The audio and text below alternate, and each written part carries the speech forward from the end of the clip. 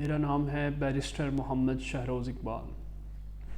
آج ہم اس ویڈیو میں ایکسپلین کریں گے جو یو کے کا اسکلڈ ورکر ویزا ہے، اس کی ریکوائرمنٹس کیا ہیں، اس کے لیے کون کون سے ڈاکومنٹس چاہیے اور اس کا پروسیجر کیا ہے۔ ٹھیک ہے جی، اس کی ریکوائرمنٹس یہ ہیں کہ آپ کو یو کے بی اے کے اپرووڈ امپلائر سے ایک ایلیجیبل جاب آفر ہوئی ہو۔ ٹھیک ہے جی، اب جو یو کے بی اے کے اپرووڈ امپلائر ہیں اس کی لسٹ بھی یو کے بی اے نے یو کے بی اے کی ویب سائٹ کے اوپر دی ہوئی ہے۔ آپ چیک کر سکتے ہیں کہ یہ جو شخص ہے جو مجھے اسپانسر کر رہا ہے کہ یہ ایلیجیبل بھی ہے مجھے اسپانسر کرنے کے کہ نہیں۔ سیکنڈ، اس میں جو جاب ہے وہ ایلیجیبل ہونی چاہیے۔ ایلیجیبل سے مراد کیا ہے کہ جو جاب آپ کو آفر ہو رہی ہے اس کو بھی یو کے بی اے نے کیٹیگرائز کیا ہوا ہے، اگر وہ ہیلتھ سے ریلیٹڈ ہے، ٹیچنگ سے ریلیٹڈ ہے یا اس سے ہٹ کے ہے، اس کا ایک منیمم پے اسکیل ہونا چاہیے۔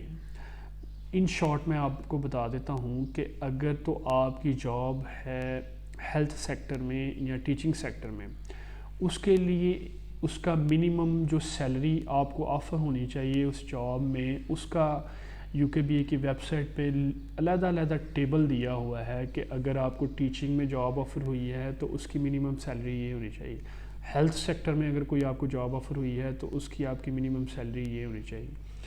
اس کے علاوہ جو ایک رف آئیڈیا یو کے بی اے دیتا ہے وہ یہ ہے کہ آپ کی جو یا تو آپ کا 10 پاؤنڈ گھنٹہ ہونا چاہیے وہاں، یعنی کہ 10 پاؤنڈ گھنٹہ ایک ادھر پر آور چلتا ہے وہاں ریٹ، یا پھر 26,200 جو ہے وہ آپ کی منیمم پے ہونی چاہیے، یا پھر جو گوئنگ ریٹ ہے، گوئنگ ریٹ سے مطلب ہے کہ جو اس وقت مارکیٹ میں ریٹ چل رہا ہے۔ ٹھیک ہے جی، وہ ان تینوں میں سے کوئی ایک چیز ہونی چاہیے جو آپ کی جاب کو ایلیجیبل بنائے گا۔ ٹھیک ہے جی، اگر فرض کریں آپ کی ہیلتھ اور ٹیچنگ میں جاب نہیں ہے اور اس سے ہٹ کے کسی شعبے میں جاب ہے تو پھر آپ کا 21,000 یعنی کہ آلموسٹ 20,900 جو پاؤنڈ آپ کی اگر جاب آفر ہوئی ہے آپ کو، یہ میں آپ کو اینول بتا رہا ہوں سیلری کہ آپ کو اینولی آپ کو اتنا ملے گا۔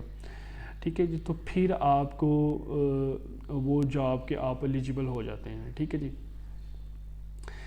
اب دوسری بات آ جاتے ہیں کہ اس میں آپ کو انگلش چاہیے، منیمم آئٹس 5 بینڈ چاہیے۔ اگر فرض کریں آپ کی اوورسیز کوالیفیکیشن ہے، پاکستان کی کوالیفیکیشن ہے، تو پھر بھی یو کے بی اے نے ایک ویب سائٹ دی ہوئی ہے یو کے نیشنلٹی اینڈ ویزا سروسز کے نام سے، اس میں آپ اپنی کوالیفیکیشن کو اسیس کروا سکتے ہیں۔ اگر تو آپ کی جو کوالیفیکیشن تھی پاکستان میں اس کا موڈ آف انسٹرکشن انگلش تھا تو پھر آپ کو آئٹس کرنے کی بھی ضرورت نہیں ہوتی۔ ٹھیک ہے جی، پھر آ جاتا ہے آپ کا ٹیوبرکلوسس، یعنی کہ آپ کو کوئی ٹی بی تو نہیں ہے، ٹی بی اسکریننگ ٹیسٹ ہوتا ہے۔ ٹھیک ہے، پھر آ جاتا ہے آپ کا کرمنل ریکارڈ، یعنی کہ آپ کا کوئی ریکارڈ تو نہیں موجود پاکستان میں کہ جیسے فرض کریں آپ کے خلاف کوئی کورٹ پروسیڈنگس تو نہیں چل رہی، وہ اس کو میٹ کرنے کے لیے آپ کریکٹر سرٹیفکیٹس لگاتے ہیں۔ ٹھیک ہے، اب آ جاتے ہیں کہ فرض کریں آپ یہ ساری کیٹیگریز میٹ کر رہے ہیں، جو ریکوائرمنٹس ہیں میٹ کر رہے ہیں، تو آپ کا ویزا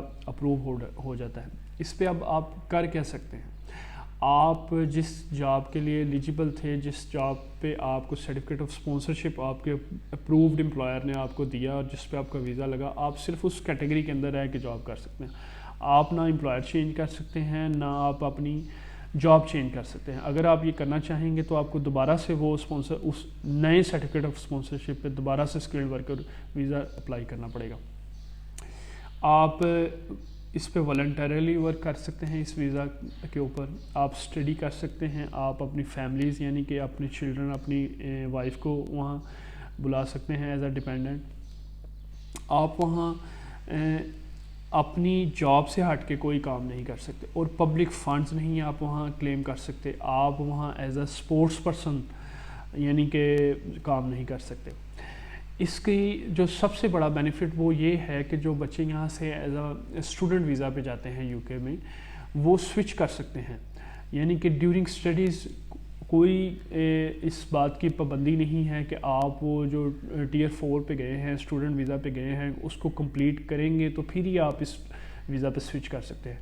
آپ ڈیورنگ اسٹڈیز وداؤٹ کمپلیٹنگ اپنی اسٹڈیز، آپ اگر آپ کو اس کوئی جاب آفر ہوتی ہے تو آپ اسکلڈ ورکر ویزا پہ शिफ्ट हो सकते हैं। ठीक है जी। किन किन कैटेगरीज़ में आप इस वीज़ा पे नहीं शिफ्ट हो सकते, वो है फ़र्ज़ करें आप विज़िट वीज़ा पे गए हैं या आप स्टडी विज़िटर वीज़ा पे गए हैं। स्टडी विज़िटर वीज़ा तब होता है जब बच्चा कोई आप किसी सप्ली में अपीयर होने जा रहे हैं या रिसर्च में अपीयर होने जा रहे हैं या आप किसी इंटर्नशिप के लिए जा रहे हैं, वो उस वक्त होता है स्टडी विज़िटर वीज़ा। तो आपको मैं बता देता हूँ किस किस वीज़ा पे अगर आप गए हों यूके तो आप इस वीज़ा पे कन्वर्ट नहीं हो सकते। फ़र्स्ट ऑफ ऑल आ जाता है विज़िट वीज़ा, फिर शॉर्ट टर्म स्टडी वीज़ा आ जाता है। फिर आप फ़र्ज़ करें आप वहाँ कोई पेरेंट हैं किसी चाइल्ड के, जो आपका बच्चा पढ़ने गया है तो आप उनके एज अ डिपेंडेंट गए हुए हैं। फिर आपका आ जाता है फ़र्ज़ करें आपने वहाँ जाके असाइलम क्लेम कर लिए हैं या इलीगल हो गए हैं या आप इमिग्रेशन बेल पे चले गए हैं, तो फिर भी आप वर्क वीज़ा वहाँ नहीं गेन कर सकते। फ़र्ज़ करें आप वहाँ जाके ओवर डिले हो गए हैं या ओवर स्टे हो गए हैं, तो फिर भी आप, क्योंकि आप वहाँ इलीगल हो चुके हुए हैं, तो फिर भी आप अप्लाई नहीं कर सकते वर्क वीज़ा। ठीक है जी। तो इसमें यह है कि अगर आप वर्क वीज़ा के रिलेटेड हमसे किसी किस्म की आप इमिग्रेशन प्रोसीजर के रिलेटेड या आप ख़ुद अप्लाई हमारी सर्विसेज ऑब्टेन करना चाहते हैं, तो आप हमसे डिस्क्रिप्शन में दिए गए नंबर पर कॉन्टैक्ट कर सकते हैं। बहुत शुक्रिया।